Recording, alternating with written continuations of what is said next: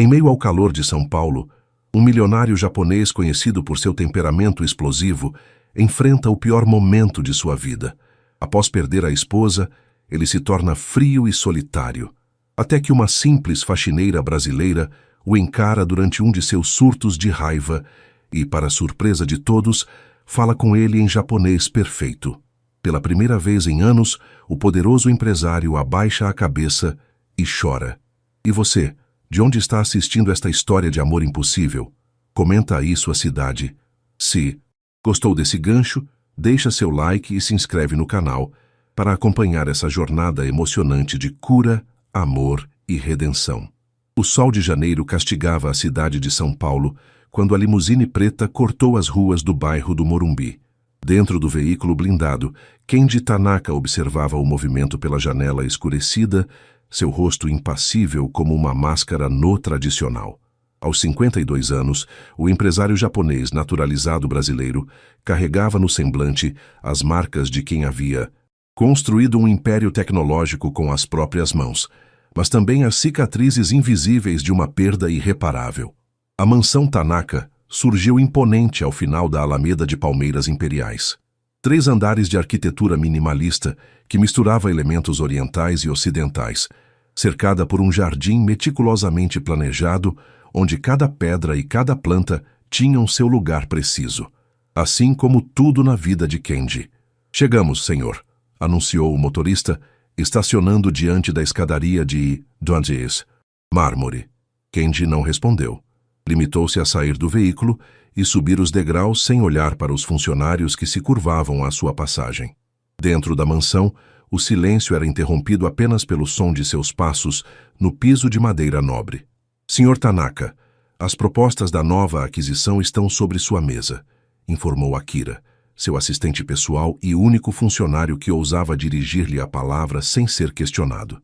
"Cancele meus compromissos desta tarde", ordenou Kenji, sua voz cortante, como uma lâmina de samurai.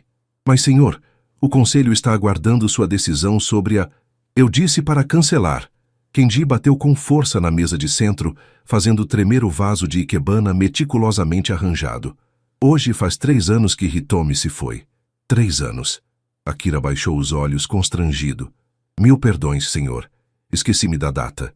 Kenji encarou o assistente com olhos que pareciam feitos de obsidiana, frios e impenetráveis. "Todo mundo esquece", sussurrou, mais para si mesmo do que para o funcionário. "Vá embora, quero ficar sozinho." Naquela noite, como em tantas outras desde o acidente que levara sua esposa, Kenji sentou-se sozinho na varanda que dava para o jardim zen, uma garrafa de saquê ao seu lado. Enquanto observava a lua cheia iluminando as pedras cuidadosamente dispostas, permitiu que uma única lágrima escapasse. Amanhã seria outro dia de comandar seu império com mãos de ferro, mas naquele momento era apenas um homem quebrado, incapaz de seguir em frente. O que ele não sabia era que naquela mesma noite, a quilômetros dali, em um pequeno apartamento na periferia da cidade, uma mulher guardava cuidadosamente em sua mala um dicionário de japonês já gasto pelo uso frequente. No dia seguinte, ela cruzaria os portões da mansão Tanaka pela primeira vez, e nada mais seria como antes. Lúcia Ferreira acordou antes mesmo do despertador tocar. A ansiedade pelo primeiro dia no novo emprego havia transformado seu sono em algo superficial e intranquilo. Aos 35 anos, carregava no rosto marcas de uma vida difícil, mas seus olhos castanhos ainda brilhavam com uma determinação inabalável. "Mãe, já está na hora?" perguntou Mateus, seu filho de 8 anos, esfregando os olhos sonolentos. "Ainda não, meu amor", respondeu ela, ajeitando os cabelos crespos do menino. "Volte a dormir. A dona Cida vai ficar com você hoje, lembra?" O apartamento de um quarto no bairro do Capão Redondo era pequeno, mas impecavelmente limpo e organizado.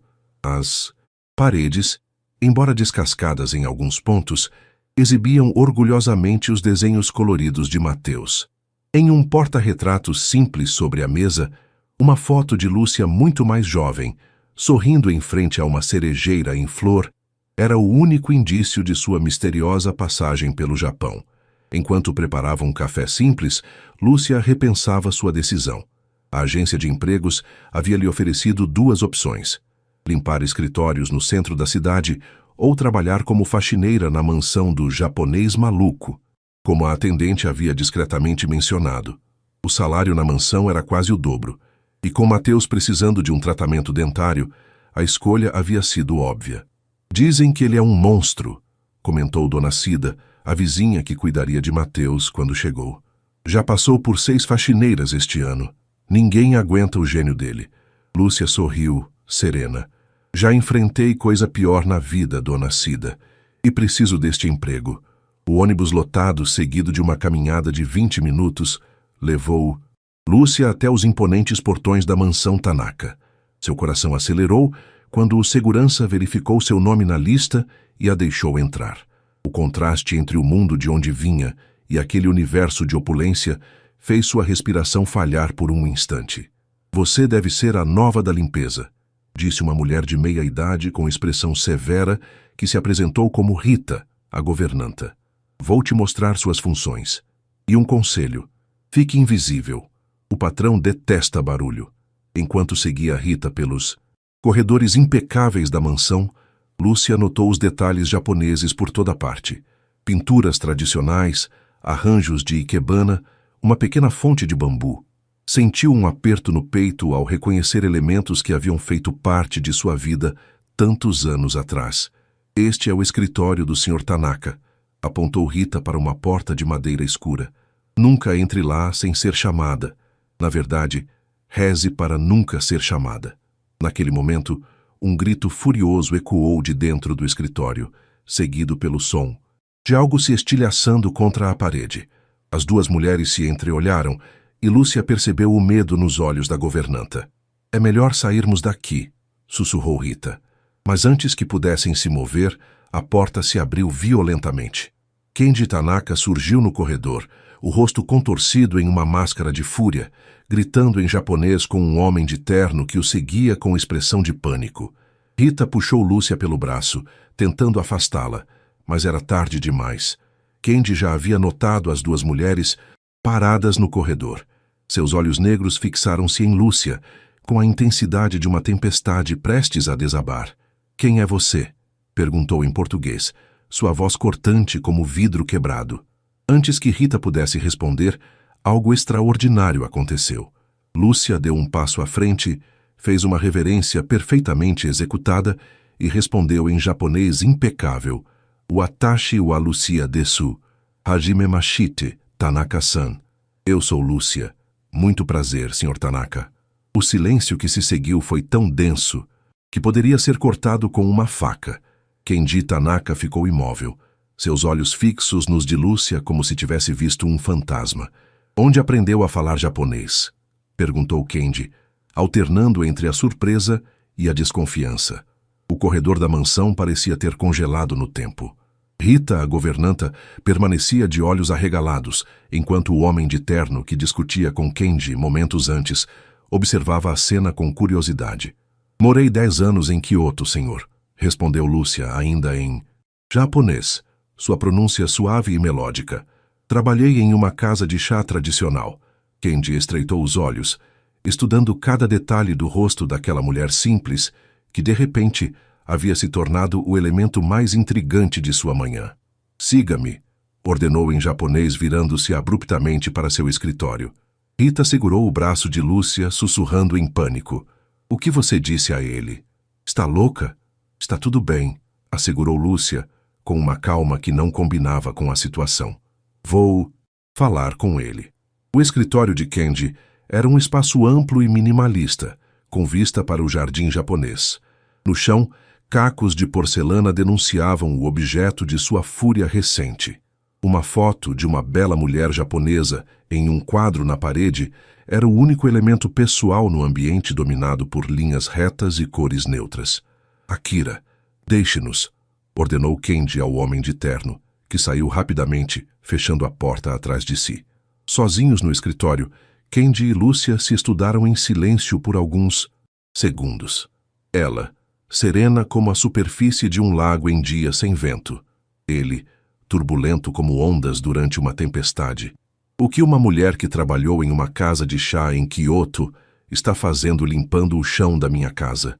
Perguntou ele finalmente, ainda em japonês, sua voz carregando uma desconfiança palpável. Lúcia se abaixou calmamente e começou a recolher os cacos de porcelana do chão. A vida nem sempre nos leva para onde planejamos, Tanaka-san, respondeu ela sem olhar para cima. Às vezes voltamos ao ponto de partida para recomeçar. Deixe isso, ordenou ele, irritado com a ousadia daquela funcionária que parecia ignorar sua autoridade. Não respondi à minha pergunta. Lúcia se levantou, segurando os cacos nas mãos. Voltei ao Brasil há 5 anos quando meu filho nasceu. Precisava de raízes, de um lugar para chamá-lo de lar. Ela fez uma pausa, seus olhos encontrando os dele com uma intensidade inesperada. E o senhor, Tanaka-san? Encontrou seu lar aqui, tão longe, de sua terra natal? A pergunta pegou Kenji desprevenido.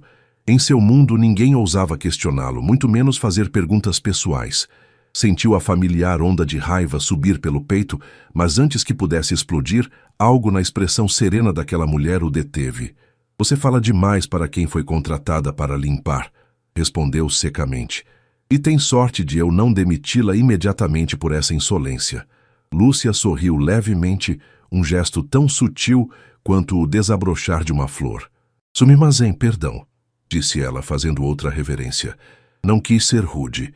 Na casa de chá onde trabalhei, aprendi que às vezes as perguntas certas podem ajudar a acalmar um coração agitado.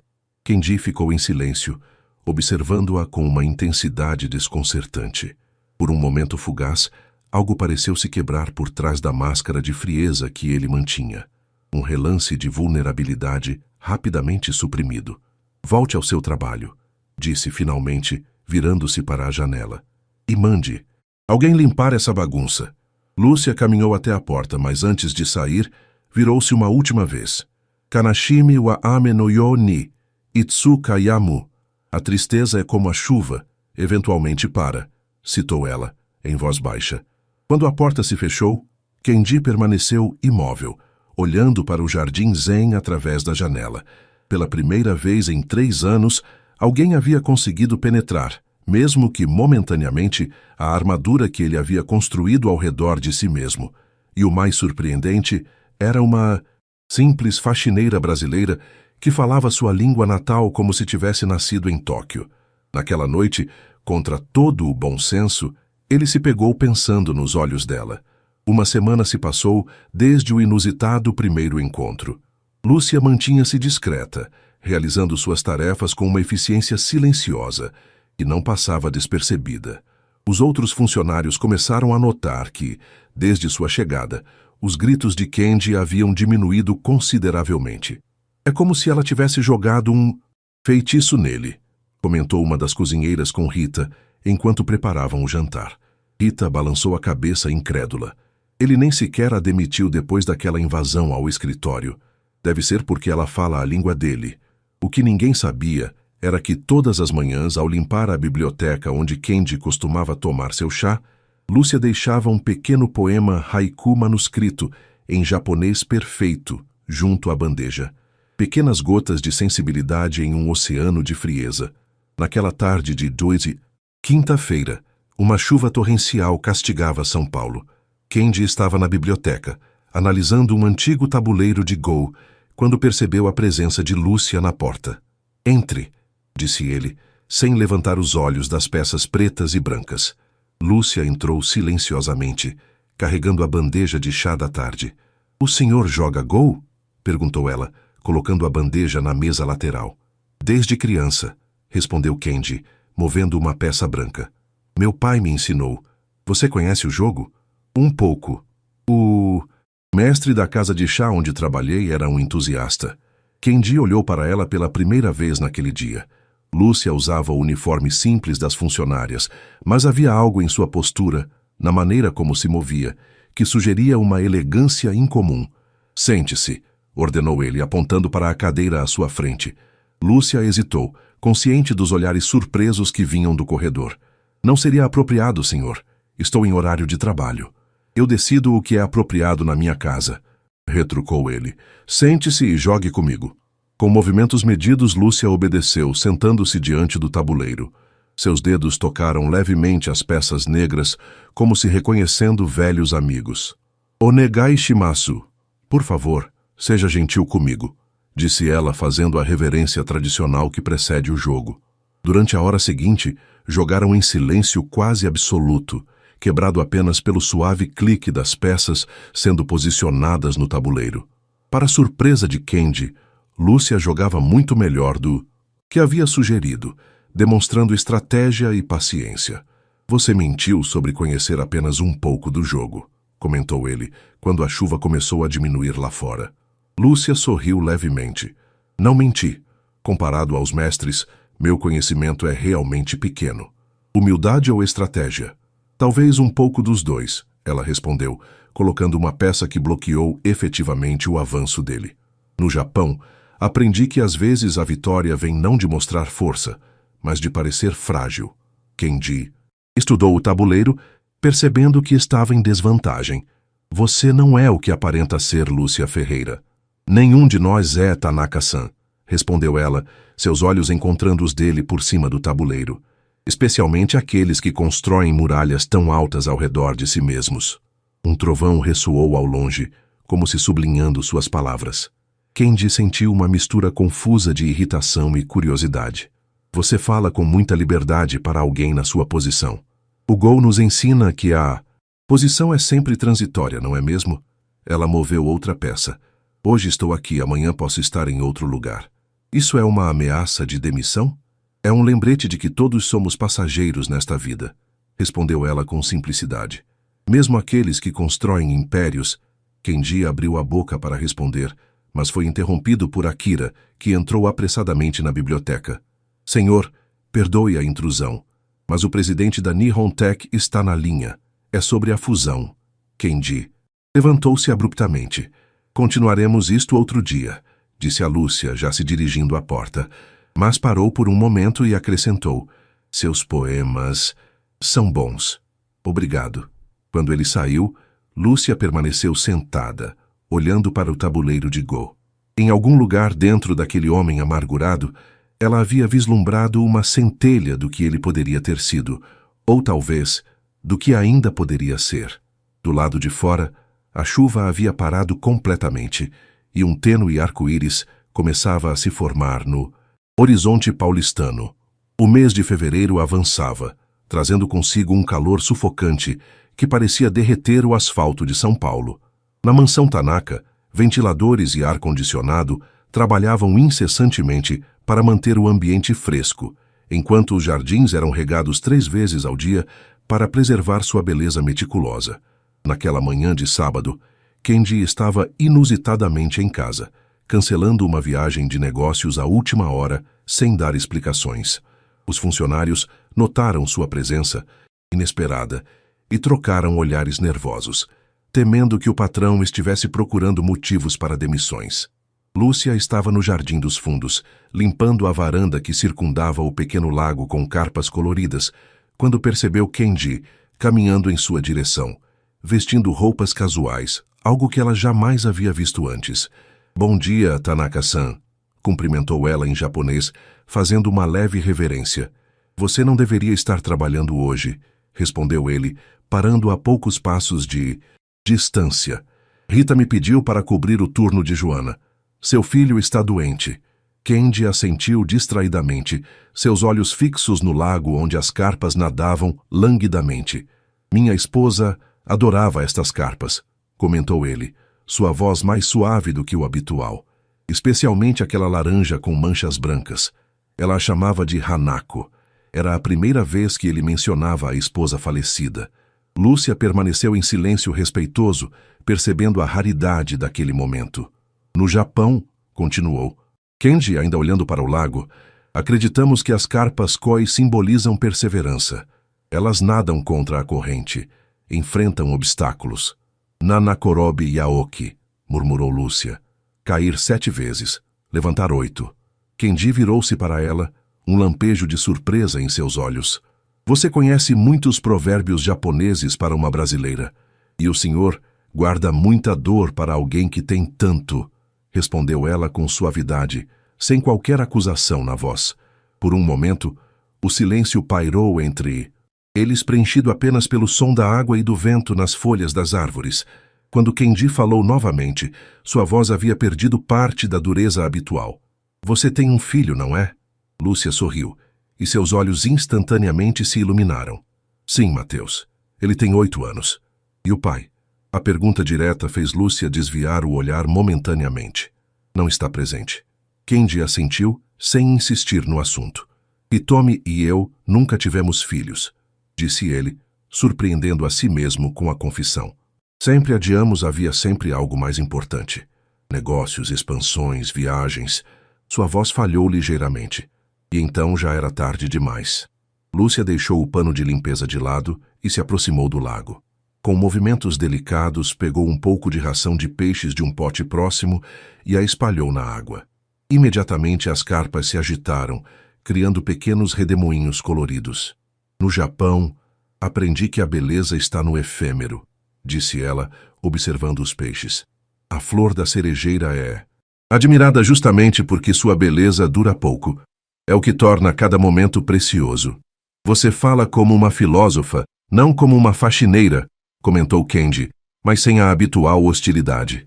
E o senhor olha para o mundo como quem está sempre em guerra, não como quem busca paz, respondeu ela, enfrentando seu olhar. Por quê? A pergunta direta pegou Kendi desprevenido. Ninguém ousava questioná-lo dessa forma. Sentiu o familiar impulso de raiva, mas desta vez algo diferente aconteceu. Em vez de explodir, ele se viu refletindo genuinamente na pergunta. Talvez porque a paz nunca tenha sido uma opção para mim, respondeu finalmente. Desde criança, tive que lutar por tudo. E agora? Ainda precisa lutar, mesmo tendo conquistado tanto? Antes que pudesse responder, foram interrompidos por um grito vindo da entrada da mansão. Rita apareceu correndo de forma desajeitada. Lúcia! Telefone urgente! É da dona Cida, sobre seu filho. O rosto de Lúcia empalideceu instantaneamente. Sem pedir licença, ela correu em direção à casa, deixando Kendi sozinho com seus pensamentos e as carpas que continuavam seu eterno balete aquático. 2 horas depois, quando Lúcia retornou à mansão, seus olhos estavam vermelhos e inchados. Kendi a encontrou no hall de entrada, visivelmente abalada. O que aconteceu? Perguntou ele com uma preocupação que surpreendeu a ambos. Mateus caiu da árvore no parque, respondeu ela, a voz trêmula. Quebrou o braço. Está no hospital agora. Preciso ir até lá. Mas o último ônibus para aquela região já passou e... Ridículo! Interrompeu Kendi. Akira vai levá-la no meu carro, agora. Lúcia o olhou, atônita. Mas, senhor, eu não posso aceitar. Não estou pedindo sua opinião, cortou ele. Mas seu tom era mais de preocupação do que de autoridade. Vá, seu filho precisa de você. Quando Akira já havia saído com Lúcia, Kendi permaneceu no hall, observando o carro desaparecer pelos portões da mansão. E então, algo extraordinário aconteceu. Pela primeira vez, em 3 anos, um pequeno sorriso quase imperceptível desenhou-se em seus lábios. Naquela noite, sozinho em seu quarto, ele pegou o retrato de Hitomi na mesa de cabeceira. Ela me lembra você, sussurrou para a fotografia. Não na aparência, mas na alma. Fora da mansão, a cidade continuava seu ritmo frenético, indiferente à pequena revolução que começava a acontecer no coração de um homem que há muito tempo havia esquecido como sorrir. 3 dias se passaram desde o acidente de Mateus. Lúcia havia pedido licença para cuidar do filho, e a mansão Tanaka parecia estranhamente vazia sem sua presença. Os funcionários notaram a mudança no humor de Kendi. Ele estava mais taciturno do que irritadiço, como se estivesse absorto em pensamentos distantes. Naquela quarta-feira, enquanto revisava contratos em seu escritório, Kendi foi surpreendido por uma batida suave na porta. Entre, ordenou, esperando ver Akira com mais documentos. Para sua surpresa, foi Lúcia quem apareceu, parecendo cansada, mas com um sorriso sereno nos lábios. Bom dia, Tanaka-san, cumprimentou ela em japonês. Perdoe minha ausência. Vim agradecer pessoalmente por sua ajuda e informar que posso retornar ao trabalho amanhã. Kendi pousou a caneta, observando-a com atenção. Havia algo diferente nela. Talvez a vulnerabilidade de uma mãe preocupada com o filho, ou simplesmente o fato de estar vestindo roupas comuns, não o uniforme da mansão. Como está seu filho? Perguntou ele, indicando a cadeira à sua frente para que ela se sentasse. Mateus está bem, considerando as circunstâncias, respondeu Lúcia, aceitando o convite para sentar. O médico disse que em 6 semanas ele estará recuperado. Crianças têm uma capacidade incrível de cura. Kendi assentiu, tamborilando os dedos na mesa. Presumo que você precisará de horários mais flexíveis durante este período. Eu entenderei se não for possível, senhor. Sei que fui contratada para... Não foi uma pergunta, senhora Ferreira. Interrompeu ele com mais suavidade do que severidade. Fale com Rita para ajustar seu horário. Seu filho precisa de você. Lúcia o encarou genuinamente surpresa. Obrigada, Tanaka-san. Sua generosidade é inesperada. Não confunda pragmatismo com generosidade, respondeu ele, desviando o olhar. Você é eficiente no seu trabalho. Prefiro manter funcionários competentes, mesmo com horários reduzidos. Um pequeno sorriso se formou nos lábios de Lúcia. Claro, é apenas pragmatismo, concordou ela, com um leve tom de ironia que não passou despercebido por Kendi. Ele estreitou os olhos, estudando-a. Você é uma mulher muito ousada, sabia? E o senhor é um homem que esconde sua gentileza como se fosse uma fraqueza, rebateu ela, sustentando seu olhar. Por um momento, Kendi pareceu sem palavras, desarmado pela franqueza daquela mulher que constantemente desafiava as barreiras entre patrão e funcionária. Finalmente ele se levantou e caminhou até uma pequena mesa lateral, onde havia um conjunto de chá tradicional japonês. Você disse que trabalhou em uma casa de chá, comentou pegando um pequeno pote de cerâmica. Sabe preparar matcha? Lúcia se levantou e se aproximou. Hai, respondeu simplesmente.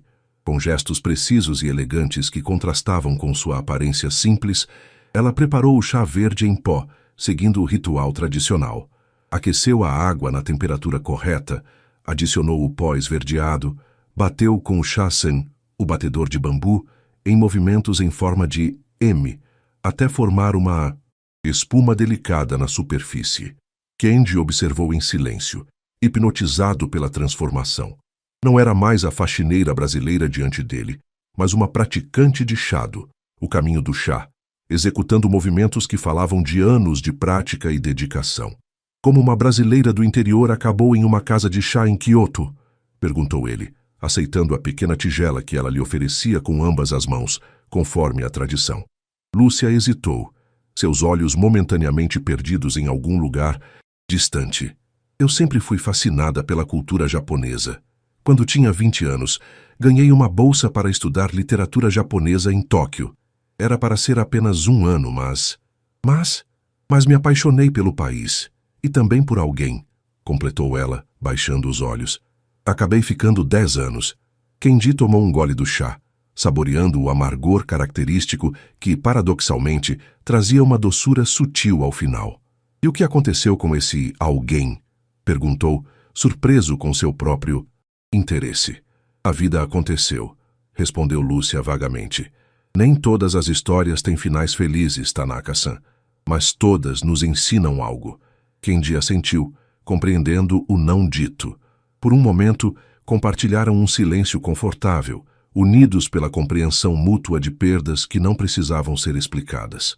Este chá, disse ele finalmente, é o melhor que provei desde que deixei o Japão. Arigato gozaimasu, muito obrigada, respondeu ela com uma reverência. O verdadeiro sabor do matcha não está apenas na preparação, mas na atenção e no coração de quem o serve e de quem o recebe. Ichigo ichi, murmurou Kendi. Cada encontro, uma vez na vida. Exatamente, concordou Lúcia, seus olhos encontrando os dele. Por isso, cada momento deve ser valorizado como único. Quando Lúcia deixou o escritório alguns minutos depois, Kendi permaneceu sentado, contemplando a tigela vazia de chá em suas mãos. Algo estava mudando dentro dele, lentamente, imperceptivelmente, como a mudança das estações. E pela primeira vez em muito tempo, essa mudança não o assustava. Do lado de fora do escritório, Rita observava Lúcia caminhando pelo corredor com uma expressão pensativa. O que ele queria? Perguntou a governanta desconfiada. Lúcia sorriu enigmaticamente. Apenas tomar chá, Rita. Às vezes é tudo o que precisamos. O outono começava a dar seus primeiros sinais em São Paulo, com noites mais frescas e ocasionais chuvas que lavavam o cinza persistente da metrópole. Na mansão Tanaka, um equilíbrio frágil se estabelecera nas semanas seguintes ao incidente com Mateus. Lúcia trabalhava agora em horário reduzido, saindo mais cedo para cuidar do filho.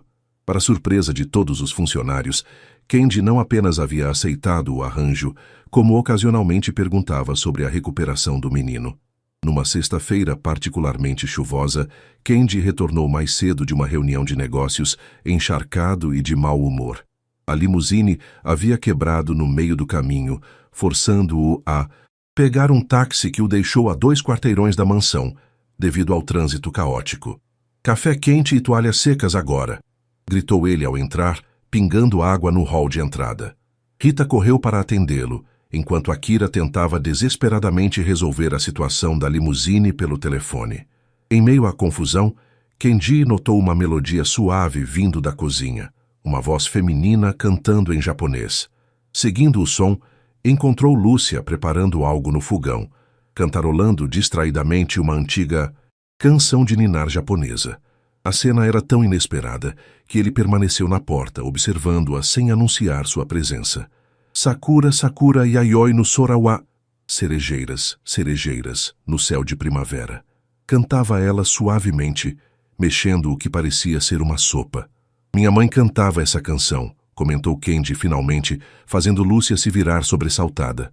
"Tanaka-san, desculpe, eu não o vi chegar." Ela fez uma pequena reverência constrangida. "Está ensopado. Vou buscar toalhas." "Não precisa, Rita já foi." Ele deu alguns passos para dentro da cozinha, ainda gotejando. "O que está preparando?" "Misoshiro", respondeu ela, apontando para a panela. "Sopa de miso. Pensei que seria bom em um dia frio como hoje. E também..." Ela hesitou. "É aniversário de Mateus amanhã. Estou fazendo alguns doces japoneses para ele." Kendi se aproximou, observando a bancada onde pequenos doces em formato de animais estavam meticulosamente dispostos. "Nerikiri", identificou ele, reconhecendo os doces tradicionais feitos de massa de feijão. "Minha avó os fazia. Mateus os adora, especialmente os em forma de coelhos." Algo na domesticidade da cena tocou Kendi de forma inesperada. Por um breve momento, lembrou-se da cozinha de sua infância em Osaka, de sua mãe cantando enquanto preparava o jantar, do cheiro de miso e gengibre no ar. "Quantos anos ele faz?" perguntou, pegando distraidamente um dos doces. 9, respondeu Lúcia, um sorriso iluminando seu rosto. "Está muito animado, apesar do braço quebrado. Diz que agora tem uma história legal para contar aos amigos." "As crianças são resilientes", comentou Kendi, provando o doce. "Está bom. Obrigada. Aprendi com uma senhora idosa em Kyoto. Ela dizia que o segredo é o equilíbrio entre o doce e o azedo, como na vida." Rita entrou apressadamente na cozinha carregando toalhas, mas parou abruptamente ao ver Kendi conversando casualmente com Lúcia. "Senhor, suas toalhas", disse ela, olhando confusa de um para o outro. "Obrigado, Rita", respondeu ele secando o rosto. "A senhora Ferreira estava me contando sobre o aniversário do filho dela amanhã." Rita ergueu as sobrancelhas, claramente surpresa com o interesse de Kendi em algo tão trivial quanto o aniversário do filho de uma funcionária. "Sim, e já estou de saída", acrescentou Lúcia rapidamente, percebendo o olhar da governanta. "Preciso terminar os preparativos." "Onde será a festa?" perguntou Kendi, para espanto das duas mulheres. "Não é bem uma festa", explicou Lúcia um pouco constrangida. "Apenas um bolo e esses doces. Talvez assistirmos a um filme que ele gosta." Kendi assentiu pensativamente. Depois, virando-se para Rita, disse: "Avise Akira para levar a senhora Ferreira para casa hoje. Está chovendo muito para transporte público." "Não é necessário, senhor", protestou Lúcia. "Já estou acostumada com a chuva." "Não foi uma sugestão", respondeu ele simplesmente, já saindo da cozinha. Mais tarde, quando Lúcia estava prestes a sair, encontrou Kendi esperando no hall de entrada junto com Akira. "Seu carro está pronto, senhora Ferreira", informou Akira. "Na verdade", interrompeu Kendi, Eu mesmo a levarei. O silêncio que se seguiu foi quase palpável. Akira olhou para o chefe como se ele tivesse anunciado que iria dançar balé na Avenida Paulista. Senhor, não é necessário que o senhor... Quero dizer, eu posso perfeitamente... Está dispensado, Akira. Cortou Kenji, pegando as chaves de um dos carros da garagem. A viagem até o apartamento de Lúcia, no Capão Redondo, foi inicialmente silenciosa e desconfortável. A chuva continuava a cair pesadamente, criando um muro de água que os isolava do mundo exterior. Por que está fazendo isso? Perguntou Lúcia finalmente, quando estavam na metade do caminho. Kenji manteve os olhos na estrada, suas mãos firmes no volante. Eu também tive 9 anos uma vez, respondeu ele enigmaticamente. E meu pai nunca esteve presente nos meus aniversários. A resposta tão pessoal e inesperada deixou Lúcia momentaneamente sem palavras. Obrigada, disse ela simplesmente. Quando chegaram ao modesto prédio onde Lúcia morava, a chuva havia diminuído para uma garoa fina. Kenji observou o ambiente ao redor, tão diferente do luxo a que estava acostumado, mas estranhamente acolhedor. Gostaria de entrar? Convidou Lúcia, surpreendendo a ambos com o convite. Tenho certeza de que Matheus adoraria conhecer o Tanaka-san de quem tanto falo. Por um momento, Kenji hesitou, dividido entre a curiosidade e o impulso de se manter distante. Mas algo nos olhos de Lúcia, uma sinceridade rara em seu mundo de negócios e aparências, o fez tomar uma decisão que surpreenderia todos que o conheciam. Sim, respondeu ele, eu gostaria. E assim, naquela noite chuvosa, o poderoso empresário Kenji Tanaka subiu as escadas simples de um prédio na periferia de São Paulo para conhecer um menino de 9 anos cujo aniversário, por alguma razão que nem ele mesmo compreendia, totalmente, havia se tornado importante para ele. O apartamento de Lúcia era pequeno, mas impecavelmente organizado e aconchegante.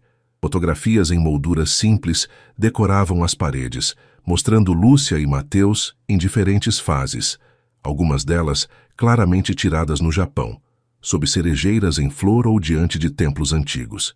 Quando entraram, Matheus estava sentado no sofá vendo televisão, o braço engessado apoiado em uma almofada. Seus olhos se arregalaram ao ver o homem de terno escuro que acompanhava sua mãe. Matheus, este é o Sr. Tanaka, apresentou Lúcia em português. Meu chefe. O menino olhou para Kenji com uma mistura de curiosidade e admiração.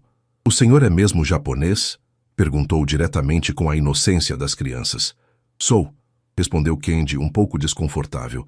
Fazia anos que não interagia com crianças. Minha mãe me ensinou a dizer konnichiwa e arigato, declarou Matheus orgulhosamente, pronunciando as palavras com um sotaque imperfeito, mas adorável.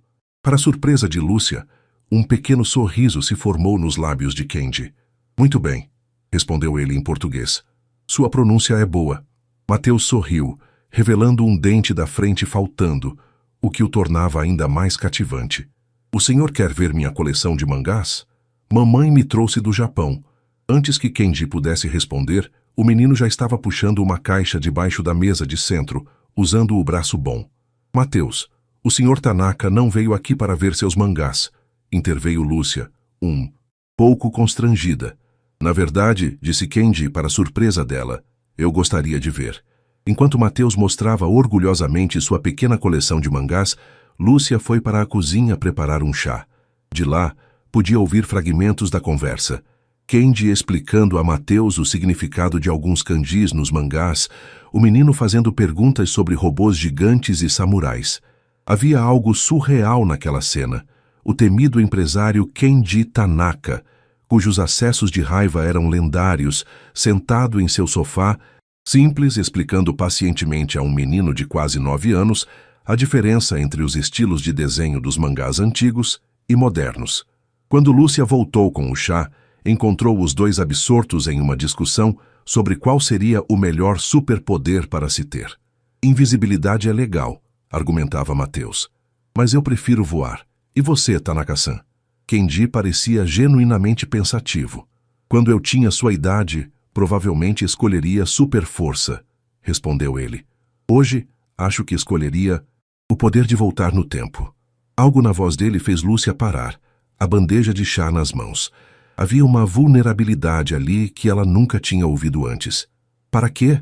Perguntou Mateus inocentemente. Para ficar rico comprando ações? Não, respondeu Kendi suavemente. Para passar mais tempo com pessoas que não estão mais aqui. Um silêncio momentâneo caiu sobre a sala, carregado de emoção não dita. Lúcia colocou a bandeja na mesa, sentindo o peso das palavras de Kendi. Minha mãe diz que as pessoas que amamos nunca vão embora completamente, disse Mateus com a sabedoria inesperada que às vezes surge das crianças. Elas ficam aqui. Ele apontou para o próprio peito, no cocoro. Kendi olhou para o menino, genuinamente surpreso. Sua mãe ensinou bem, disse finalmente, olhando para Lúcia com novo respeito. A noite avançou, e antes que percebessem, 2 horas haviam se passado. Quando chegou a hora de Kendi partir, ele parou na porta e tirou algo do bolso do paletó. Quase esqueci. Disse, estendendo um pequeno envelope para Mateus. Feliz aniversário adiantado. O menino abriu o envelope com entusiasmo, revelando um par de ingressos. Exposição de robôs japoneses! Exclamou ele, pulando de empolgação. Mãe, olha! Lúcia pegou os ingressos, surpresa. Era uma exposição exclusiva que viria ao Brasil pela primeira vez, com entradas esgotadas há meses. Tanaka-san, isto é, muito generoso, mas não podemos aceitar algo tão... Não é nada, interrompeu ele. São apenas ingressos. Por favor, mãe, implorou Mateus, seus olhos brilhando de esperança. Lúcia olhou de seu filho para Kendi e percebeu que para ele, talvez, aquilo realmente não fosse apenas ingressos. Arigato gozaimasu, agradeceu ela em japonês, fazendo uma reverência profunda. Kendi assentiu levemente. Não venho a uma festa de aniversário desde... Bem, há muito tempo, comentou ele, já no corredor. Foi agradável. O senhor deveria experimentar mais coisas agradáveis, respondeu Lúcia. Suavemente. A vida é curta demais para vivermos apenas de obrigações. Por um momento, seus olhares se encontraram, e algo silencioso passou entre eles.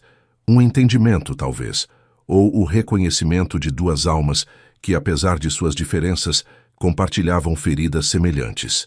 Boa noite, senhora Ferreira, disse Kendi finalmente. Lúcia, corrigiu ela. Depois de conhecer minha casa e meu filho, acho que pode me chamar pelo meu primeiro nome. Um leve sorriso tocou os lábios dele. Boa noite, Lúcia. Quando o carro de Kendi desapareceu na esquina, Lúcia permaneceu na porta por um momento, contemplando os ingressos na mão.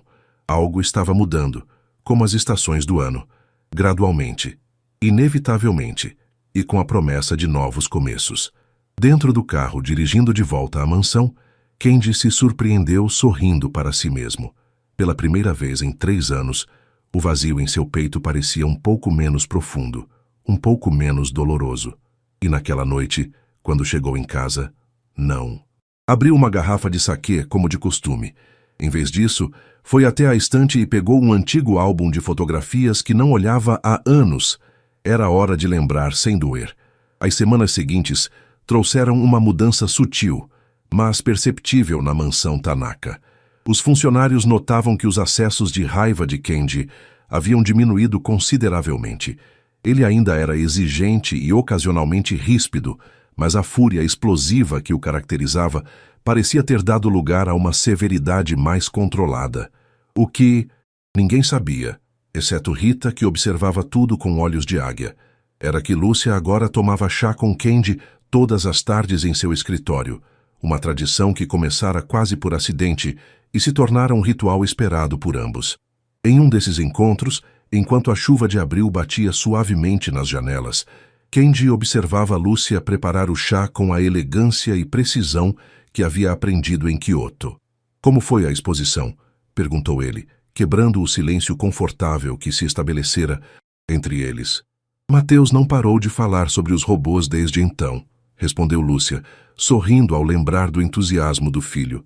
Ele até começou a desenhar projetos para construir seu próprio robô. Ele é um menino inteligente. Sim, é, concordou ela, entregando-lhe a tigela de chá. Ele pergunta sobre você, sabia? Quer saber quando Tanaka-san vai visitar novamente. Algo na expressão de Kenji se suavizou momentaneamente. Talvez eu possa... Ele hesitou, como se a ideia fosse estranha, até para ele mesmo. Talvez eu possa indicar alguns livros que o ajudariam com seus projetos de robótica. Lúcia sorriu, surpreendendo-se com a oferta. Ele adoraria isso. Um silêncio confortável se estabeleceu entre eles enquanto apreciavam o chá. Pela janela, podiam ver o jardim japonês sendo lavado pela chuva suave, as folhas das plantas brilhando com gotículas de água. Você nunca me contou, começou Kenji, depois de um tempo. Por que voltou do Japão? O que aconteceu realmente? A pergunta pegou Lúcia de surpresa. Ela baixou a tigela de chá, seu olhar perdendo-se na distância. É uma longa história, respondeu finalmente. Temos tempo, disse Kenji, em um tom mais gentil do que o habitual. Lúcia respirou fundo, como se reunisse coragem. Eu me apaixonei por um homem japonês, Hiroshi, começou ela, sua voz quase um sussurro. Ele era professor de literatura na universidade onde eu estudava. Era viúvo, 20 anos mais velho que eu, mas algo nos conectou desde o primeiro encontro. Ele me ensinou sobre poesia, sobre a beleza das pequenas coisas, sobre o wabi-sabi, a beleza da imperfeição. Kenji ouvia atentamente, observando como seus olhos se iluminavam ao falar do passado. Fomos felizes por quase 8 anos, continuou ela. Vivíamos em uma casa pequena em Kyoto, perto do Templo Prateado. Ele escrevia. Eu trabalhava na casa de chá e estudava a cultura japonesa. Planejávamos nos casar, ter filhos. Sua voz falhou ligeiramente. Então, o que aconteceu? Perguntou Kenji suavemente quando ela não continuou. A família dele aconteceu, respondeu Lúcia, uma sombra cruzando seu rosto. Especificamente seu filho mais velho. Quando Hiroshi anunciou que queria se casar comigo, sua família foi contra. Eu era estrangeira, mais jovem, não era o que eles esperavam. O filho alertou que se o pai se casasse comigo, eles romperiam completamente. Cortariam contato com ele e com qualquer filho que tivéssemos. E ele escolheu a família, concluiu Kenji, compreendendo. Não imediatamente, corrigiu ela. Lutou por meses. Mas eu já estava grávida de Mateus e... Ela respirou fundo. Percebi que não podia permitir que ele perdesse tudo por minha causa. Não era justo. Então, tomei a decisão por nós dois. Parti sem me despedir, deixando apenas uma carta explicando que havia sido chamada de volta ao Brasil por uma emergência familiar. Kenji franziu o senho. Ele nunca soube do filho? Lúcia balançou a cabeça. Não. Eu sabia que se ele soubesse, viria atrás de mim e tudo recomeçaria. Achei que seria mais fácil para todos se houvesse um corte limpo. Ela sorriu tristemente. Nem sempre fazemos as escolhas certas quando estamos com medo. E você nunca contou a Mateus sobre o pai? Ele é pequeno demais para entender a complexidade do que aconteceu. Quando crescer, saberá toda a verdade. Ela tomou um gole de chá, como se buscasse forças no líquido verde. Às vezes me pergunto se fiz a coisa certa, sabe? Se não fui covarde. Você... Não foi covarde, interrompeu Kenji, sua voz surpreendentemente firme. Fez o que achou melhor para todos, inclusive para seu filho. Lúcia levantou os olhos, encontrando os dele. Havia uma compreensão ali que ela não esperava. Obrigada por dizer isso, murmurou. É a verdade, respondeu ele simplesmente. Depois de uma pausa, acrescentou. Hitomi e eu nunca tivemos coragem de enfrentar sua família também. Eles nunca aprovaram nosso casamento. Um imigrante japonês sem dinheiro não era o que imaginavam para a filha de uma família tradicional. Era raro Kenji falar sobre a esposa falecida e Lúcia percebeu a importância do momento. Vocês enfrentaram muitos obstáculos? Mais do que posso contar, admitiu ele, seus olhos se perdendo nas memórias. Quando finalmente conseguimos nos estabelecer, quando a empresa começou a crescer e planejávamos ter filhos, sua voz falhou. O acidente aconteceu. Um motorista bêbado, em uma estrada de serra. Ela morreu instantaneamente. Lúcia estendeu a mão instintivamente, tocando a dele sobre a mesa. Sinto muito, Kenji. Era a primeira vez que ela o chamava pelo primeiro nome sem o honorífico japonês, e por alguma razão, isso pareceu o gesto mais íntimo possível naquele momento. O pior não foi perdê-la, continuou ele, sua voz quase um sussurro. Foi perceber quanto tempo perdemos lutando, construindo, planejando um futuro que nunca chegaria. Quantos momentos desperdiçamos preocupados com aprovação, status, dinheiro, quando poderíamos apenas ter vivido? Uma única lágrima escorreu pelo rosto de Kenji e ele não fez nenhum movimento para escondê-la. Lúcia apertou sua mão gentilmente, oferecendo o conforto silencioso de quem compreende a dor. Ichigo Ichi, murmurou ela. Cada encontro uma vez na vida. Naquele momento algo mudou entre eles. Não era apenas um patrão e sua funcionária compartilhando histórias. Eram duas almas feridas, reconhecendo uma na outra a compreensão que apenas aqueles que experimentaram perdas semelhantes podem oferecer. Quando Rita entrou no escritório 1 hora depois, para informar sobre um telefonema urgente, encontrou os dois ainda sentados lado a lado, em silêncio, suas mãos unidas sobre a mesa como se fossem velhos amigos, ou algo mais, que finalmente haviam encontrado o caminho de volta para casa após uma longa jornada. E enquanto os observava se afastarem rapidamente, constrangidos por serem descobertos em um momento de intimidade, a governanta percebeu que o que estava testemunhando era o início de algo que poderia curar ou destruir seu patrão. A pergunta era, qual dos dois aconteceria primeiro? O início de maio trouxe a São Paulo uma onda de calor inesperada, como um último suspiro do verão antes do outono se instalar definitivamente. Na mansão Tanaka, os jardineiros trabalhavam incansavelmente para manter o jardim japonês hidratado, enquanto os funcionários buscavam refúgio nos ambientes com ar-condicionado. Naquela manhã de sábado, Kenji surpreendeu a todos ao anunciar que tiraria o dia de folga, algo praticamente inédito em sua rotina monástica de trabalho. O que ninguém sabia, exceto Akira, seu assistente de confiança, era que ele havia convidado Lúcia e Mateus para um passeio. "Tem certeza disso, senhor?" perguntou Akira discretamente enquanto preparava os documentos que Kenji havia solicitado. "Os rumores já estão se espalhando entre os funcionários." Kenji ajustou o relógio de pulso, optando por roupas casuais em vez do habitual. "Terno impecável. Desde quando me importo com rumores, Akira?" "Nunca se importou", admitiu o assistente. "Mas também nunca se envolveu pessoalmente com uma funcionária antes." Kenji lançou um olhar severo ao assistente. "Não estou me envolvendo com ninguém. Estou apenas..." Ele hesitou buscando as palavras certas, retribuindo uma gentileza. "A senhora Ferreira tem sido útil." Akira ergueu uma sobrancelha, mas sabiamente manteve-se em silêncio. Em 15 anos trabalhando para Kenji Tanaka, jamais o vira tão inquieto com um simples passeio. Às 10 horas em ponto, o carro de Kenji estacionou diante do modesto prédio onde Lúcia morava. Mateus foi o primeiro a sair, correndo em direção ao veículo, com a empolgação típica da infância, apesar do braço ainda engessado. "Tanaka-san!" exclamou o menino, fazendo uma reverência exagerada que arrancou um sorriso discreto de Kenji. Lúcia apareceu logo em seguida, usando um vestido simples de algodão, tão diferente do uniforme com que Kenji estava acostumado a vê-la que, por um momento, ele ficou sem palavras. Havia uma graciosidade natural nela que transcendia a simplicidade de suas roupas. "Bom dia, Kenji-san", cumprimentou ela, ainda mantendo o honorífico japonês em público. "Tem certeza de que quer fazer isso?" Mateus pode ser bastante enérgico. "Estou preparado", respondeu ele com seriedade, como se estivesse prestes a enfrentar uma reunião de negócios particularmente difícil, e não um dia no parque com uma criança de 9 anos. O destino era o Jardim Botânico de São Paulo. Kenji havia escolhido o local após descobrir, durante uma de suas conversas com Lúcia, que ela ainda não havia visitado o lugar, desde que voltara do Japão. "Eles têm uma seção de plantas japonesas", explicou ele, enquanto dirigia pelas ruas menos congestionadas do sábado. "Não é como os jardins de Kyoto, mas tenho certeza de que será maravilhoso", completou Lúcia, tocando levemente seu braço em um gesto de agradecimento que enviou uma corrente elétrica inesperada pelo corpo de Kenji.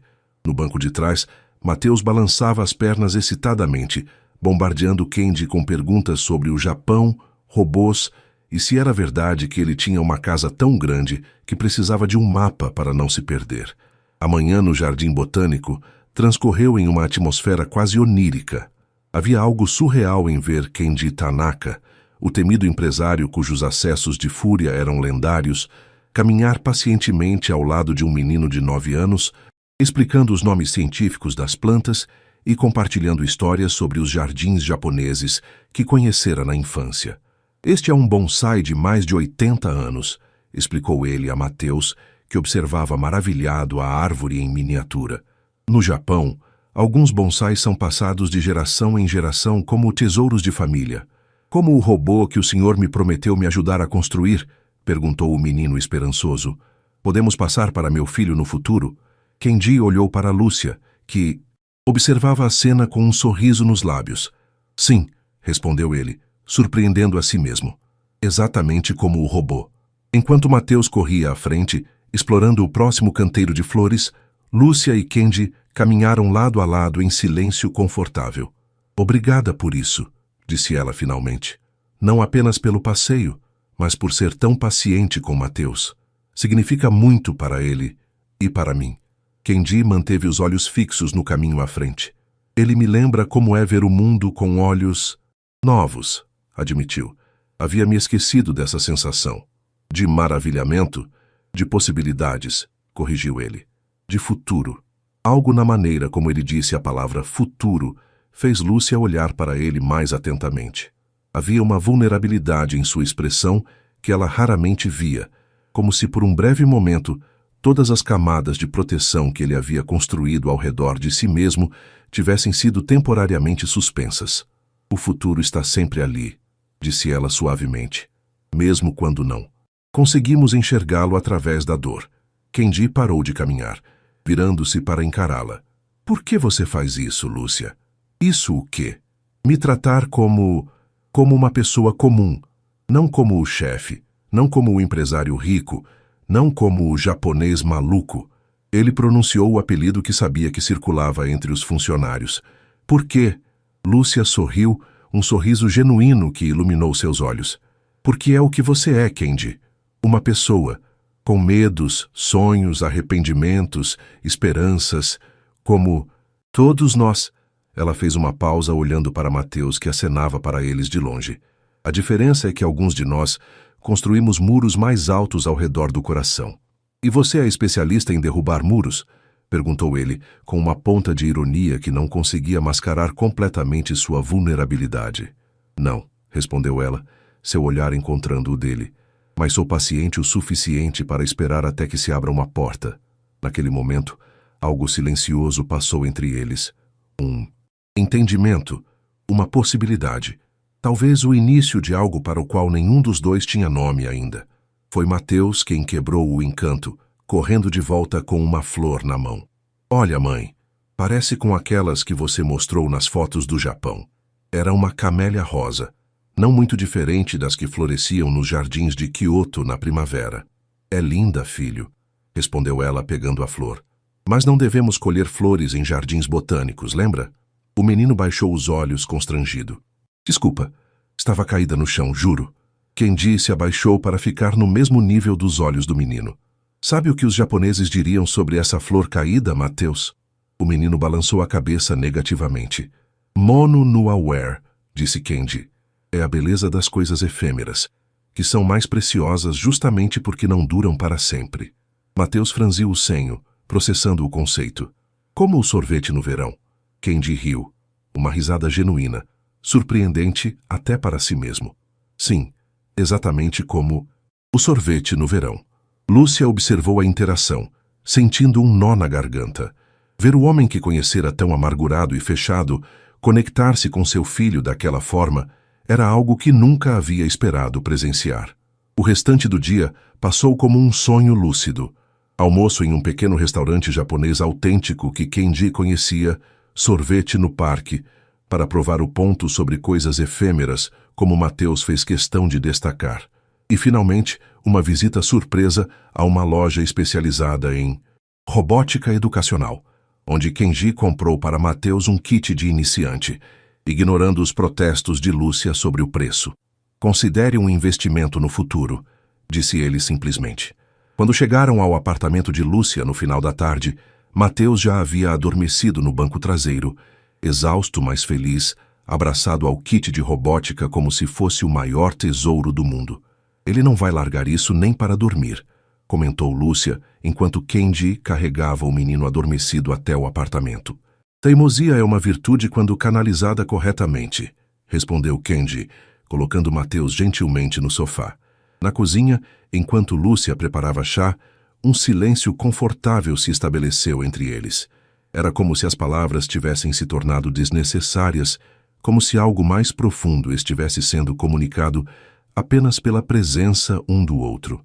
Foi um dia perfeito, disse ela finalmente, entregando-lhe uma xícara de chá verde.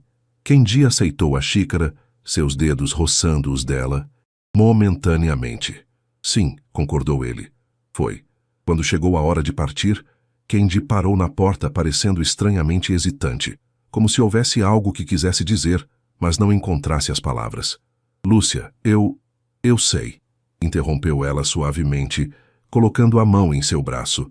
Eu também. E então, em um movimento que surpreendeu a ambos, ela se ergueu na ponta dos pés e beijou-o levemente na bochecha.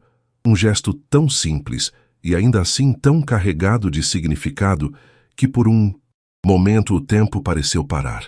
Mata a Chita, até amanhã, sussurrou ela. Mata a Chita, respondeu ele, sua voz quase inaudível. Enquanto descia as escadas do prédio, Kenji tocou levemente o rosto onde os lábios dela haviam estado. Pela primeira vez em 3 anos, o pensamento de Hitomi não trouxe consigo a habitual onda de dor dilacerante. Em vez disso, sentiu algo que não esperava sentir novamente. Esperança. Do outro lado da cidade, na mansão vazia, seu celular tocava insistentemente. Akira.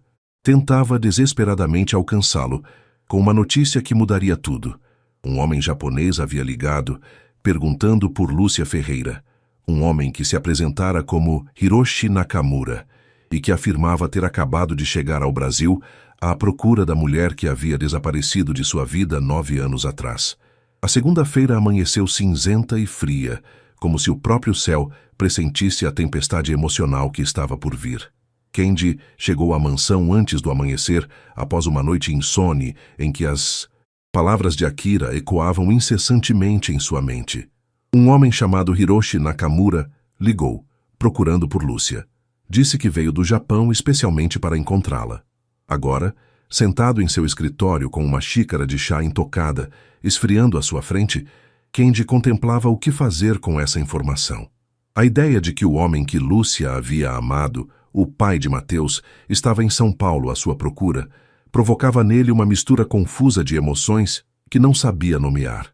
Ou talvez temesse. Nomear. A porta se abriu suavemente e Akira entrou com uma pasta de documentos.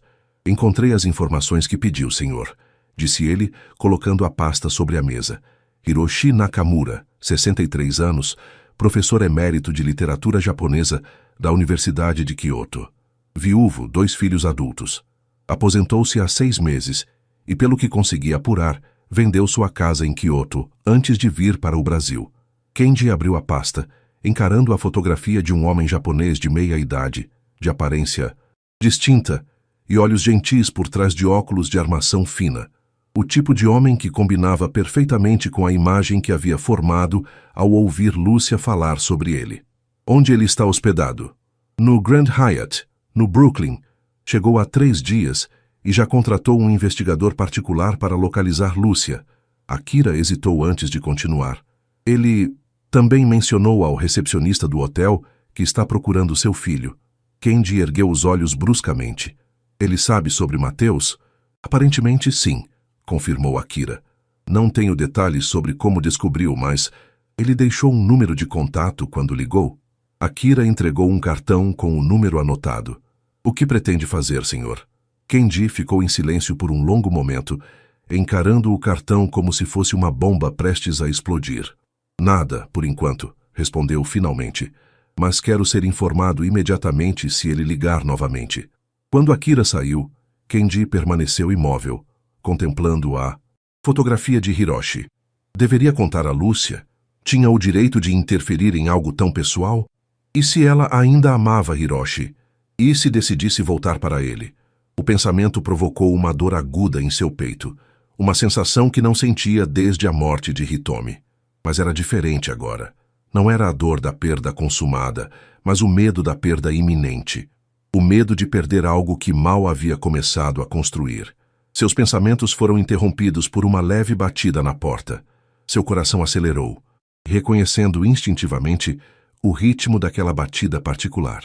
Entre, disse, sua voz mais rouca do que pretendia. Lúcia entrou, seu rosto iluminado por um sorriso que desapareceu instantaneamente ao perceber a expressão sombria de Kenji. Aconteceu alguma coisa?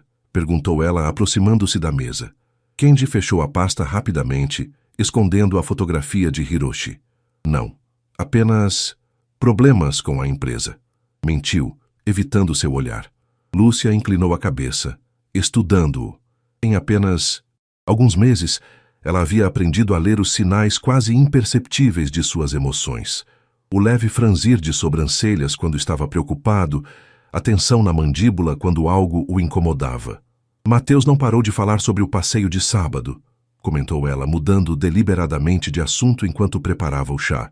Ele já começou a montar o kit de robótica. Acho que temos um engenheiro em potencial.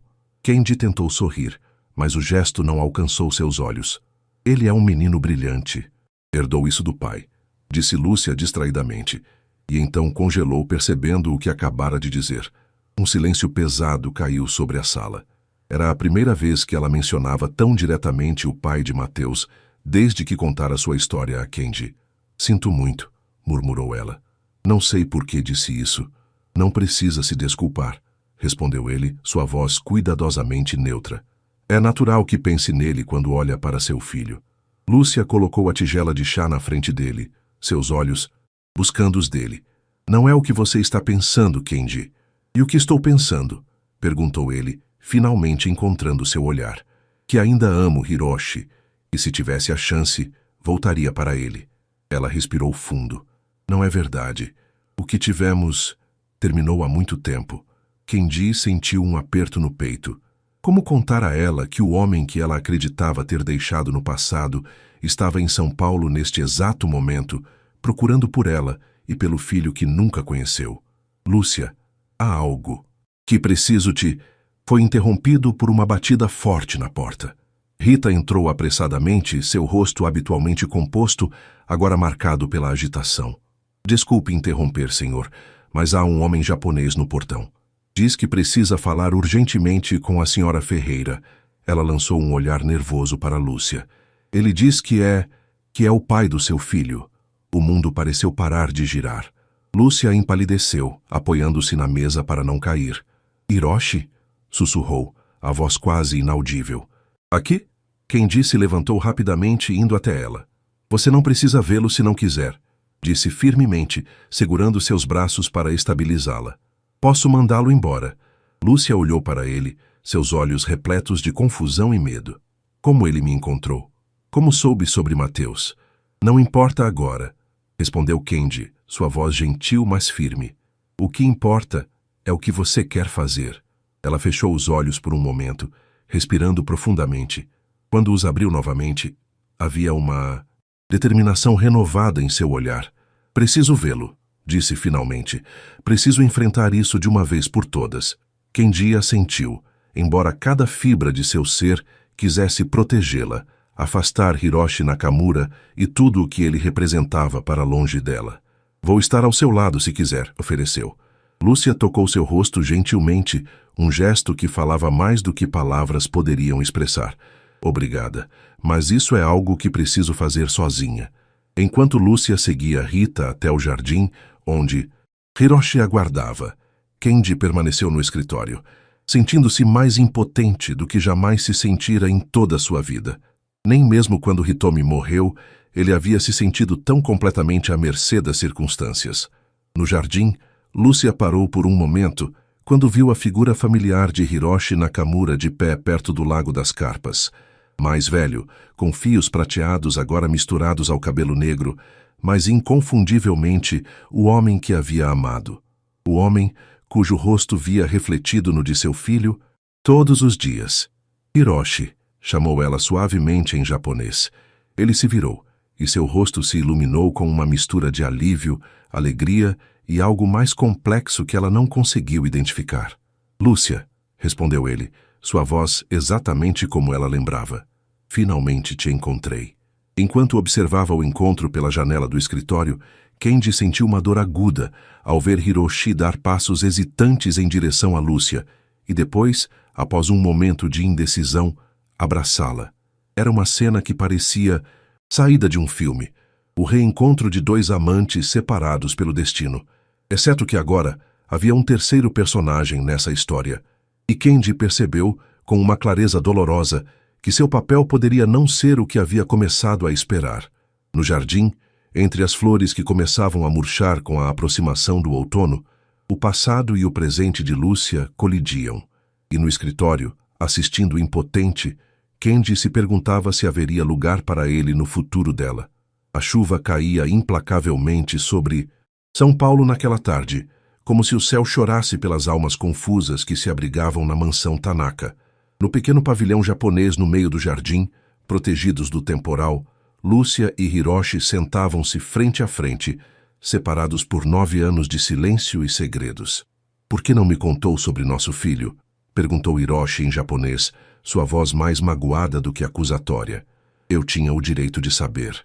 Lúcia olhou para a chuva que formava círculos concêntricos no Lago das Carpas, buscando respostas nas ondulações da água.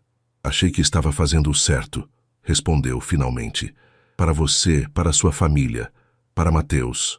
Não era seu direito tomar essa decisão sozinha, disse ele, inclinando-se para a frente. Eu teria largado tudo por vocês. Teria vindo para o Brasil, teria começado uma nova vida. Esse é exatamente o ponto, Hiroshi, interrompeu ela, finalmente encontrando seus olhos. Eu não queria que você sacrificasse tudo. Sua posição na universidade, seu relacionamento com seus outros filhos. Sabia o quanto você já havia sofrido com a morte de sua esposa, como lutou para manter sua família unida. Sua voz falhou. Não podia ser a responsável por destruir isso novamente. Hiroshi balançou a cabeça, passando a mão pelos cabelos agora parcialmente grisalhos. Então preferiu sofrer sozinha? Criar nosso filho sem pai? Não foi fácil, admitiu ela. Mas Mateus nunca faltou amor. Um silêncio pesado caiu entre eles, preenchido apenas pelo som da chuva nas telhas do pavilhão. Finalmente, Hiroshi tirou do bolso uma fotografia antiga. Lúcia sob uma cerejeira em flor, sorrindo para a câmera. Nunca consegui te esquecer, confessou ele. Tentei por anos. Datei outras mulheres, mergulhei no trabalho, até escrevi um livro, mas sempre voltava a essa foto, a esse sorriso. Lúcia sentiu lágrimas se formarem em seus olhos. Como soube sobre Mateus? Como me encontrou? Hiroshi sorriu tristemente. Minha filha, Yumi, estava estudando no Brasil há 2 anos em um intercâmbio. Há 6 meses ela me enviou uma foto de um festival cultural em São Paulo, onde havia uma exposição sobre o Japão. Ele fez uma pausa. E lá estava você, ao fundo, com um menino que era minha imagem quando criança.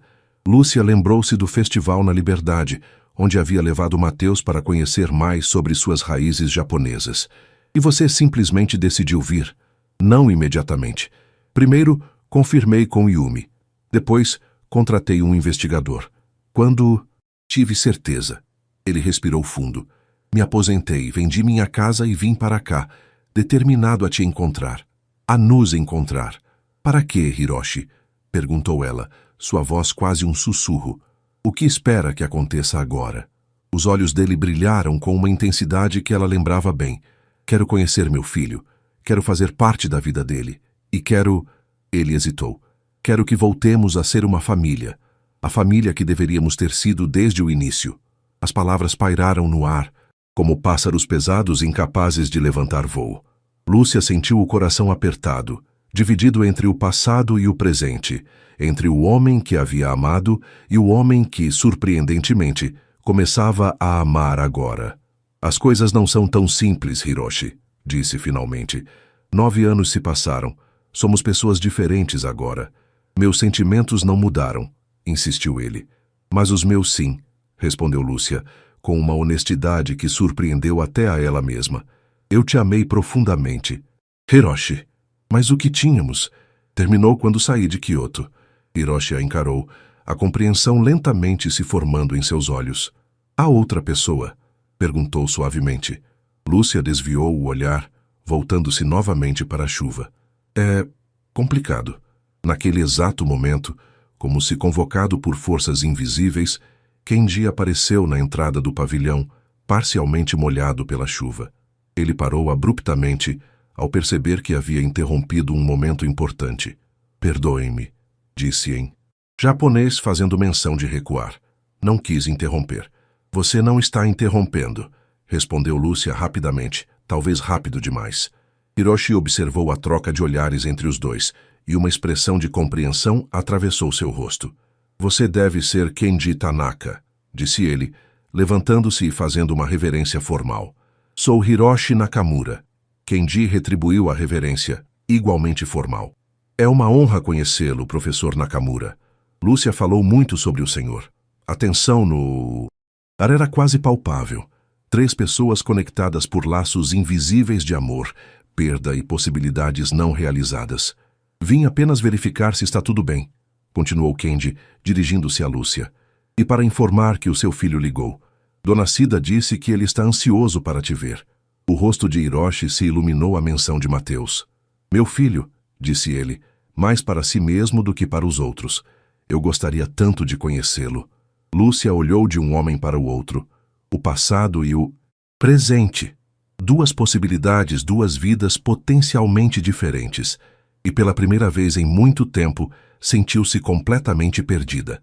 Eu preciso de tempo, disse finalmente. Preciso pensar. Preciso... Ela se levantou abruptamente. Preciso ver meu filho. Antes que qualquer um dos homens pudesse responder, ela saiu rapidamente do pavilhão, enfrentando a chuva sem se importar em se proteger. Precisava do frio, da água, de algo que a despertasse do turbilhão emocional em que se encontrava. Hiroshi fez menção de segui-la, mas Kenji o deteve com um gesto. Dê a ela o espaço que precisa, disse, surpreso com sua própria calma. Lúcia sempre soube tomar as decisões certas. Os 2 homens se encararam em silêncio, adversários improváveis unidos pelo amor à mesma mulher. Você a ama? Perguntou Hiroshi diretamente, com a franqueza que só a idade e a experiência permitem. Kenji não hesitou. Sim. E acha que ela o ama também? Não sei, respondeu Kenji honestamente. Mas sei que merece a chance de escolher seu próprio caminho. Sem pressões, sem expectativas. Hiroshi estudou o homem à sua frente, reconhecendo nele uma nobreza que não esperava encontrar. Parece que ambos queremos o melhor para ela, observou. E para o menino, acrescentou Kenji. Para o menino, concordou Hiroshi, sua voz suavizando ao pensar no filho que ainda não conhecia. Enquanto a chuva continuava a cair, os 2 homens permaneceram no pavilhão, unidos por um respeito mútuo, inesperado e pelo amor a uma mulher que naquele momento corria pela propriedade em direção à mansão, suas lágrimas misturando-se às gotas de chuva. Dentro da casa, observando pela janela, Rita balançou a cabeça lentamente. Nunca pensei que viveria para ver o dia em que Kenji Tanaka lutaria pelo amor de uma faxineira, murmurou para si mesma. Mas no fundo, ela sabia que Lúcia nunca havia sido apenas uma faxineira. Desde o primeiro dia, quando respondera a Kenji em japonês perfeito, ela havia sido o catalisador de uma transformação que ninguém poderia ter previsto. A lenta, dolorosa, mas inevitável abertura de um coração há muito tempo fechado para o mundo. A questão que pairava no ar, junto com a névoa da chuva, era: para quem o coração de Lúcia se abriria agora? A semana que se seguiu ao reaparecimento de Hiroshi foi como uma suspensão do tempo na vida de Lúcia. Após explicar a situação para Mateus, de forma simplificada, apropriada à sua idade, ela havia organizado um encontro entre pai e filho em um parque neutro, onde os 2 puderam começar a construir uma relação que 9 anos de ausência haviam adiado. Para surpresa de Lúcia, Mateus recebera a notícia com a adaptabilidade típica da infância. Então tenho 2 pais agora? Tanaka-san e meu pai verdadeiro? Havia perguntado com uma lógica que fez Lúcia perceber o quanto seu filho havia se afeiçoado a Kenji nos últimos meses. Agora, em seu pequeno apartamento, ela encarava 2 fotografias lado a lado. Uma antiga, dela e Hiroshi sob as cerejeiras em Kyoto, Outra recente, tirada no Jardim Botânico, onde Candy sorria discretamente enquanto Mateus fazia uma careta engraçada para a câmera. 2 vidas, 2 possibilidades, uma decisão impossível. Hiroshi havia proposto uma solução aparentemente perfeita. Voltariam juntos para o Japão, onde ele havia comprado uma nova casa nos arredores de Kyoto, especialmente pensando em Mateus. Ele poderia estudar em escolas internacionais, crescer conhecendo suas raízes japonesas, ter o pai presente em sua vida. Hiroshi garantira que seus outros filhos agora aceitavam a ideia. O tempo havia suavizado antigas resistências. Uma segunda chance para a família que poderiam ter sido. Kenji, por outro lado, não havia feito nenhuma proposta. Desde o reaparecimento de Hiroshi, ele mantivera uma distância respeitosa, limitando-se a perguntar sobre o bem-estar dela e de Mateus quando se encontravam brevemente na mansão. Não houve mais chás da tarde, nem conversas íntimas. Era como se ele tivesse recuado, dando a ela o espaço que acreditava que ela precisava. E talvez precisasse mesmo. Mas a ausência dele doía de um jeito que Lúcia não esperava. Um leve toque na porta interrompeu seus pensamentos. "Mãe?" chamou Mateus entrando no quarto. "Posso perguntar uma coisa?" Lúcia sorriu, guardando rapidamente as fotografias. "Claro, meu amor." O menino sentou-se na cama ao lado dela, seu rosto sério, quase adulto. "Vamos mesmo morar no Japão?"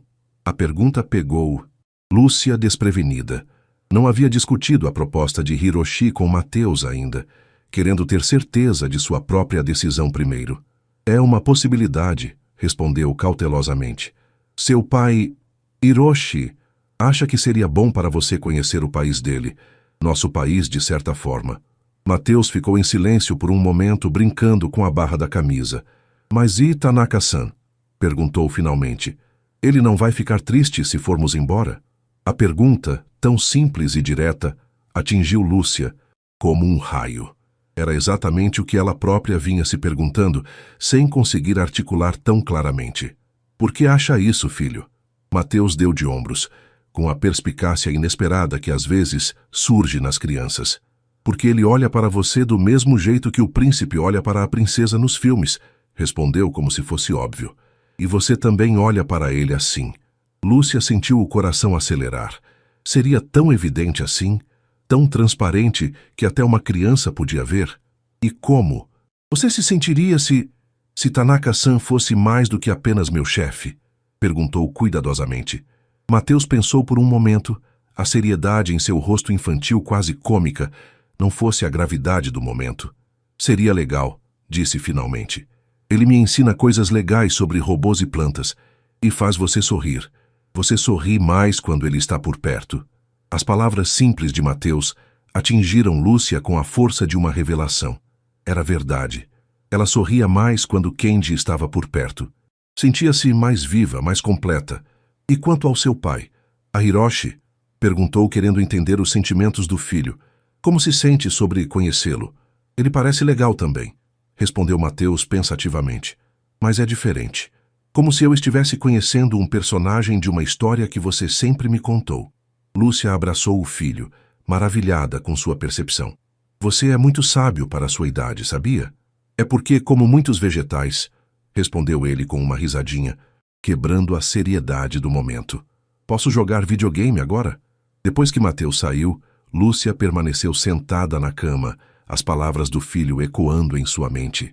"Você sorri mais quando ele está por perto." Naquela noite, ela tomou sua decisão. Na manhã seguinte, Lúcia chegou à mansão Tanaka mais cedo do que o habitual. O céu estava claro, após dias de chuva, como se a própria natureza quisesse marcar o início de um novo capítulo.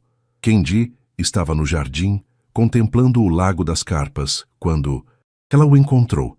Parecia cansado, com olheiras que falavam de noites mal dormidas. "Bom dia, Kenji", cumprimentou ela sem usar o honorífico japonês pela primeira vez. Ele se virou, surpreso com sua presença. "Lúcia", respondeu simplesmente. "Não esperava te ver hoje." "Precisamos conversar", disse ela, sentando-se no banco de pedra ao lado dele. Kenji assentiu, preparando-se visivelmente para o que acreditava ser a inevitável despedida. "Hiroshi me convidou para voltar ao Japão com ele." começou Lúcia, olhando para as carpas que nadavam tranquilamente, alheias ao drama humano que se desenrolava acima delas. Comprou uma casa em Kyoto, fez planos para a educação de Mateus. Entendo, interrompeu Kendi, sua voz controlada, mas Lúcia podia sentir a dor por trás dela. É uma oportunidade única para seu filho conhecer o pai, suas raízes. Sim, concordou ela. E 9 anos atrás, teria sido tudo o que eu mais desejava no mundo. Kendi olhou para ela, captando o significado nas entrelinhas. E agora? Perguntou quase sem respirar. Lúcia virou-se para encará-lo diretamente. Agora percebo que às vezes o que desejamos não é o que realmente precisamos, respondeu ela suavemente. E às vezes, o que procuramos em lugares distantes estava bem ao nosso lado o tempo todo. O que está dizendo, Lúcia? Ela pegou a mão dele entre as suas, um gesto tão simples e ainda assim tão carregado de significado. Estou dizendo que falei com Hiroshi ontem à noite. Expliquei que, embora ele sempre será parte da vida de Mateus, meu coração. Ela respirou fundo. Meu coração está aqui agora, com você. Kendi ficou imóvel, como se temesse que qualquer movimento pudesse desfazer o momento, transformá-lo em um sonho, do qual ele acordaria sozinho novamente. Tem certeza? Perguntou finalmente, sua voz quase um sussurro. É uma decisão que afetará sua vida, a vida de Mateus. Nunca estive tão certa de algo, respondeu ela com um sorriso. Na verdade, foi Mateus quem me ajudou a ver claramente. Ele disse que eu sorrio mais quando você está por perto. Kendi olhou para ela, e pela primeira vez, desde que se conheceram, Lúcia viu seus olhos brilharem com lágrimas contidas. Eu te amo, Lúcia, disse ele simplesmente. Você e Mateus trouxeram cor de volta à minha vida quando eu achava que viveria para sempre em preto e branco. E você nos mostrou que, às vezes, precisamos perder o caminho para encontrar o lugar onde realmente deveríamos estar, respondeu ela, tocando seu rosto gentilmente. Quando seus lábios se encontraram, foi como se todas as estações do ano acontecessem simultaneamente. A promessa da primavera, o calor do verão, a transformação do outono, o renascimento do inverno, um ciclo completo, encerrando-se e recomeçando ao mesmo tempo. No lago, as carpas continuavam seu eterno balé, símbolos vivos da perseverança e da capacidade de nadar contra a corrente. Como dois seres humanos que, apesar de todas as probabilidades, haviam encontrado um no outro não apenas o amor, mas a cura que ambos desesperadamente precisavam. Tadaima, sussurrou Lúcia em japonês, encostando a testa na de Kendi. Estou em casa, uma expressão que os japoneses usam ao retornar para seu lar. Okaeri, respondeu ele, abraçando-a como se nunca mais quisesse deixá-la ir. Bem-vinda de volta. A resposta tradicional, o fechamento do círculo. E naquele jardim japonês, sob o céu brasileiro, duas almas que haviam viajado por caminhos tão diferentes finalmente encontraram o que ambas buscavam. Não um lugar, mas uma pessoa para chamar de lar. 1 ano se passou desde aquela manhã no jardim, e a mansão Tanaka havia se transformado. Não apenas fisicamente, embora as reformas tivessem dado um ar mais acolhedor ao espaço antes austero, mas principalmente em sua atmosfera. Onde antes reinava o silêncio opressivo, agora ecoavam risadas e conversas. Onde havia tensão, agora fluía uma harmonia que surpreendia todos os que conheciam a antiga reputação de Kendi. Naquela tarde de domingo, o jardim estava especialmente festivo. Lanternas japonesas coloridas pendiam entre as árvores, mesas com comidas típicas brasileiras e japonesas se estendiam pelo gramado, e uma faixa escrita em ambos os idiomas anunciava: Feliz aniversário, Mateus, 10 anos. Lúcia observava a cena da varanda, seu coração transbordando de alegria. Mateus corria com outros meninos em torno do Lago das Carpas, seu braço completamente recuperado, exibindo orgulhosamente para os amigos o pequeno robô que havia construído com a ajuda de Kendi. No que está pensando? Perguntou Kendi, aproximando-se com 2 taças de suco. Ela sorriu, aceitando a bebida. Em como a vida dá voltas. Há 1 ano, eu limpava este jardim. Agora você o transformou em um lar, completou ele, entrelaçando seus dedos nos dela. A aliança dourada em sua mão esquerda brilhava sob o sol da tarde. Haviam se casado 3 meses antes, em uma cerimônia simples que mesclava tradições brasileiras e japonesas. Do outro lado do jardim, Hiroshi conversava animadamente com alguns convidados. Contrariando as expectativas de muitos, ele havia decidido permanecer no Brasil, aceitando um cargo de professor visitante na USP. A relação entre ele e Kenji, inicialmente tensa, havia evoluído para um respeito mútuo que surpreendia a todos, especialmente a Lúcia. Seu pai parece estar se divertindo, comentou Kenji, observando Mateus correr para mostrar algo a Hiroshi. Ele está amando ser avô em tempo parcial, como ele mesmo diz, respondeu Lúcia com um sorriso, sem as responsabilidades da paternidade integral, mas com todos os privilégios de ensinar e mimar. Kenji assentiu pensativo. E você? Algum arrependimento? Lúcia se virou para encará-lo, seus olhos refletindo uma certeza tranquila. Nenhum, respondeu sinceramente. Cada escolha que fizemos nos trouxe até aqui. Mesmo os erros, mesmo a dor, tudo teve seu propósito.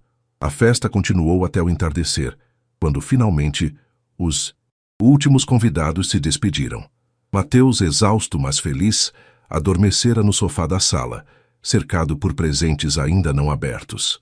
Hiroshi também já havia partido, prometendo voltar no fim de semana para levar o menino ao museu. Kenji e Lúcia sentaram-se no jardim, observando as estrelas que começavam a pontilhar o céu de São Paulo. Um espetáculo raro na cidade poluída, mas que naquela noite parecia especialmente claro, como se o universo conspirasse para tornar o momento perfeito. Lembra da primeira vez que falei com você? Perguntou Kenji, abraçando-a pelos ombros. Como poderia esquecer? Riu Lúcia. Você estava furioso, gritando com Akira, e então quase teve um ataque quando respondi em japonês. Foi como ouvir um fantasma, admitiu ele. Mas não apenas porque era inesperado ouvir minha língua materna. Foi porque naquele momento senti algo que havia enterrado junto com Hitomi. Esperança.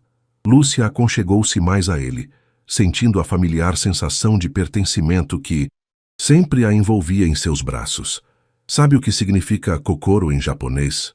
Perguntou ela suavemente. Coração, respondeu Kenji. Mas não apenas o órgão físico. É mais complexo.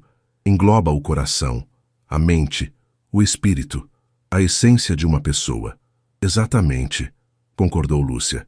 Quando cheguei aqui, você era como um kokoro congelado. E eu estava perdida, buscando reconstruir minha vida em fragmentos. Kenji beijou sua testa carinhosamente. E agora? Agora entendo o que os antigos poetas japoneses queriam dizer com kokoro no koe, a voz do coração, respondeu ela. Às vezes precisamos apenas ter coragem suficiente para ouvir o que ele está tentando nos dizer. Por um momento, permaneceram em silêncio, contemplando o jardim que havia testemunhado tantos capítulos de sua história. O primeiro encontro, as conversas sobre o tabuleiro de Go, o retorno de Hiroshi, a decisão final de Lúcia. Sabe o que mais me fascina? Comentou Kenji após algum tempo. Como duas pessoas de mundos tão diferentes podem se encontrar e descobrir que, no fundo, falam a mesma língua. A língua do coração, completou Lúcia sorrindo, que não precisa de palavras para ser compreendida. Dentro da casa, Mateus se mexeu no sofá, murmurando algo em seu sono. Uma mistura de português e japonês, reflexo perfeito do mundo híbrido e colorido que agora habitava.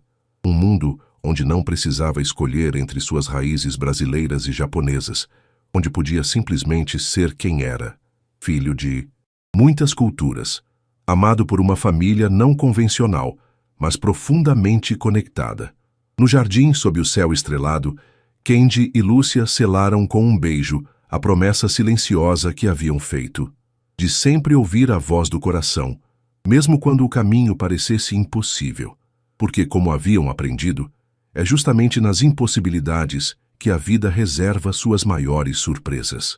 E enquanto a noite avançava sobre a mansão Tanaka, as lanternas japonesas balançavam suavemente com a brisa, iluminando o jardim com um brilho acolhedor, não mais um símbolo de ostentação, mas o reflexo de um lar onde diferentes culturas, histórias e corações haviam encontrado finalmente seu lugar de pertencimento.